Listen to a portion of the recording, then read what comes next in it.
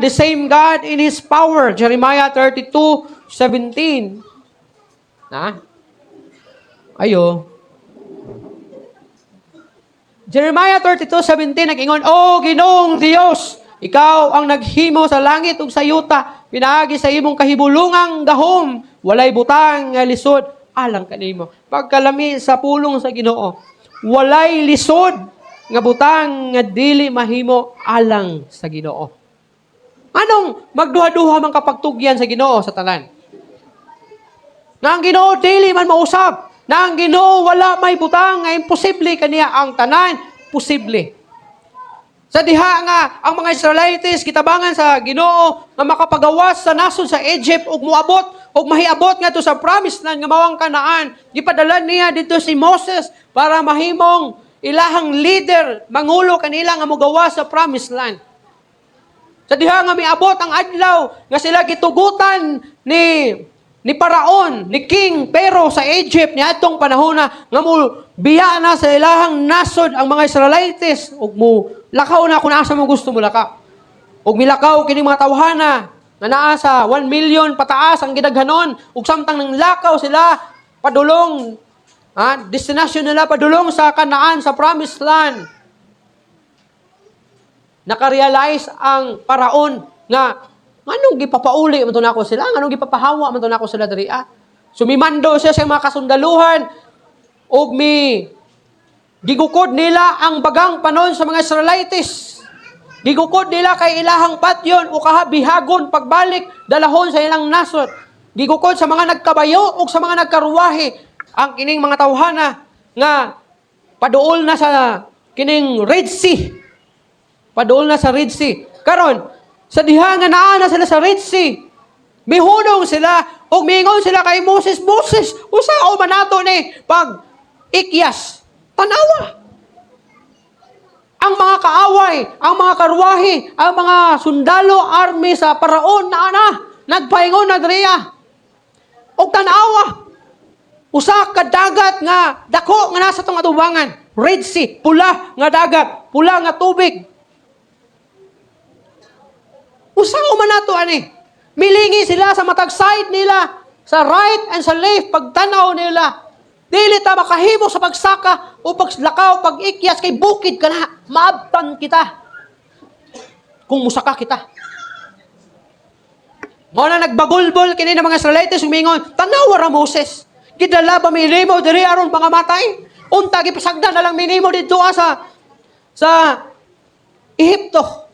And then human ni ana nag-ampo si Moses og sa gingon sa Ginoo kay Moses. Yang sungkod. Gamitay mong sungkod. Kanya na ba si Moses? Ginoo, usaw ba na mo ni? Tanaw mga tao nangasuko na sila kanako.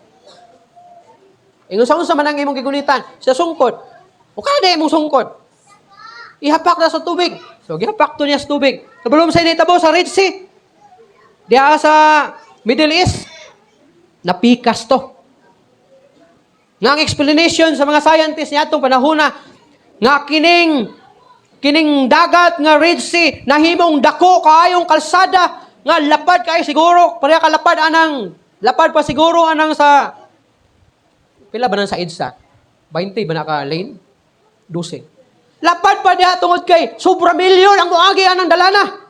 Gihawanan sa Ginoo og ang explanation sa mga scientists kadtong tubig nga gipugngan og dito nga side mura siya og pader. Can you imagine? Mura siya aquarium, mura kag kung kita mo ng water world. Kadto na mag water world sa Manila o sa Cebu. Nga nay tubig sa palibot nimo na mga isda maglangoy sa lamin siya. Mura na ginaana ang gihimo sa Ginoo. Makita niya ang sulod dito sa dagat. Tungod kay murag aquarium, murag glass nga baga pa sa pader, ligon pa sa pader. Then milabang diha ang mga Israelites bitabok og hantod nakaabot ngadto sa tabok og misunod kini mga sundalo nga nagkabayo og nagkarwahe o niya gibalik sa Ginoo ang tubig aron mga matay silang tanan. O gani napatoy nigawas na basahan nako sa scientist nga karon lang tuiga may nakita silang artifacts sa mga karwahe dito sa Red Sea. Nga gidudahan nila nga katuning panahon nga mitabok ang mga Israelites. nga diin gigukod sila sa mga Egyptians. Oh. Unya magduha-duha ka sa gahom sa Ginoo? Nagipikas niya ang dagat aron makaagi ang supramilyon. Pag-abot dito sa tabok, naglakaw sila ug nagreklamo ang mga tao kay wala sila'y mainom. Wala sila'y pagkaon. Unsay gihimo sa Ginoo? Kabalo ba mo nga 40 years silang gipakaon sa Ginoo dito sa wilderness, dito sa kamingawan diha sa Middle East. Kaya sa diha nga pagtabok nila, na wala sila'y tubig, mingon sila, unsa man ni Ginoo, unsa man ni Moses, wala'y tubig, uhaw na kayo. Ni ampo na po si Moses sa Ginoo. Ingon ang Ginoo, ituslo or guna imong idukyan na lang imong sungkod sa bato. Suko man si Moses, gapak niya. Ibunalan bitaw ibunalan bitaw niyang bato sa sungkod. Niagas ang tubig. Imagine mo, nabay bato, nabay tubig sa bato.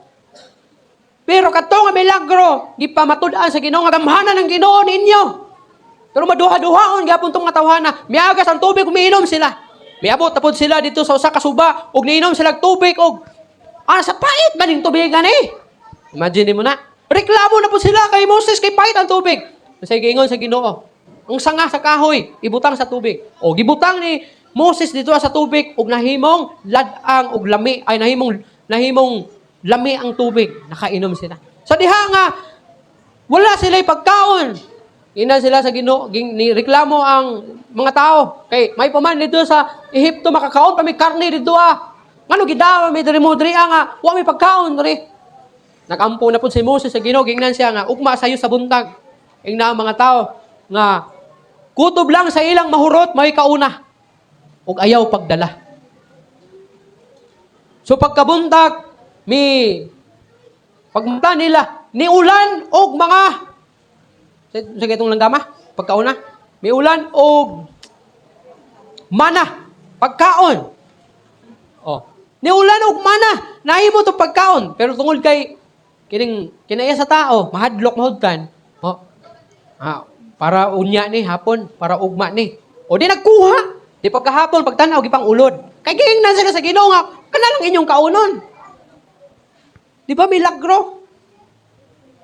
Sa diha nga napakya sila pagsulod anang gingon sa Ginoo nga 40 days lang sila makasulod sa promised land. Pero tungod kay mga paghulbulan kini mga tawhana nga nangispiya dito sa promised land, gingon ang Ginoo sa ilaha nga tanan nga nag-edad og 20 anyos pataas nga migawas sa nasod sa Ehipto, dili na makapuyo anang yuta nga akong ihatag sa nagisaad ako sa inyong mga katigulangan. So tanan adtong mga tawhana nga nag-edad 20 pataas nangamatay to tanan. Sa nitabo sa Ginoo, aw sa nitabuan yung tawhana. Gipasalaag sila sa Ginoo sa wilderness. O gipamatay to sila sa mga bitin diha sa wilderness, diha sa kamingawan. O unya, sa nitabo. Imbis nga 40 ka adlaw silang mupuyo, makabot na sa promised land. Sa nitabo, 40 ka tuig silang nagpuyo sa wilderness. Bisan si Moses wala na makasulod sa promised land. Si Aaron, si Miriam, kinsa na may nakasulod sa promised land? Si Joseph. Joseph, Bisayang suna. Joshua, English. Josue. Si Joshua sa English. Mauray ni, sulod dito kauban ni Caleb, kaya nga naman. Patanon, pamanto sila pagbiya nila sa Ehipto. 17 or below 20 ang edad ni Joshua o ni Caleb. Sumutong sila ni Puyo sa promised land. Pero katong mga tigulang na 20 anyos pataas na nigawa sa promised sa Egypt, nangamatay ito tanan. Pero kabalo mo unsay sa kamayo sa Ginoo. Bisan nangamatay ito tanan tong mga tigulang o mga idaran na nga migawa sa Ehipto, giluwas gyapon, gipreserve lang gyapon sa Ginoo ang iyang katawhan nga nag-edad 20 paubos nga migawa sa Ehipto. Misanay sila, kabalo mo sa gihimo sa Ginoo. Sulod sa 40 ka tuig, ang Ginoo nagpakaon sila sa wilderness. Ipakaon sila sa Ginoo sa wilderness. Sulod sa 40 ka tuig. Kuyo kay to, paulanan lang og pagkaon. Para naa sila pagkaon. Kung mulakaw sila matag gabi, dunay panganod nga magkalayo, poste nga muhayag sa ilaha para maiwagan ilang dalan. Palangga kay itong mga tawhana, pero bagulbulan pud kayo. Karon na pangutana. Dili ba mahimo sa Ginoo ang gusto nimo nga ipabuhat kaniya? Kung unsa man ang imuhang naagian, igsuon, ug pag-aagian pa, kung musalig ka sa Ginoo, milagruhan niya ang imong kinabuhi. Basta kay musalig lang ka sa Ginoo.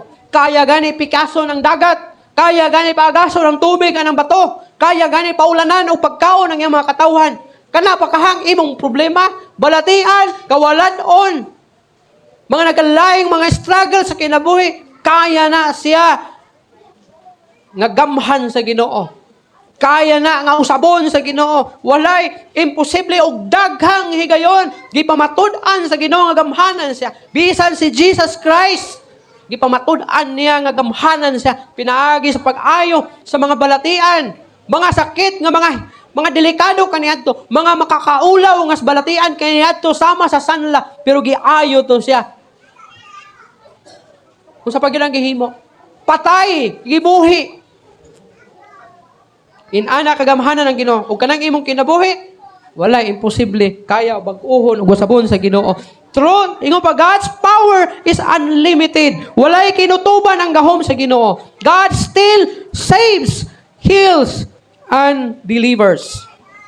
God is not weakened by time. Dili mausap ang Ginoo. Bisa pag muusap, bisa pag mulinog, mubagyo, bisa pag muulan og mga ice, dili mausap ang gugma sa Ginoo. Og ang gahom sa Ginoo.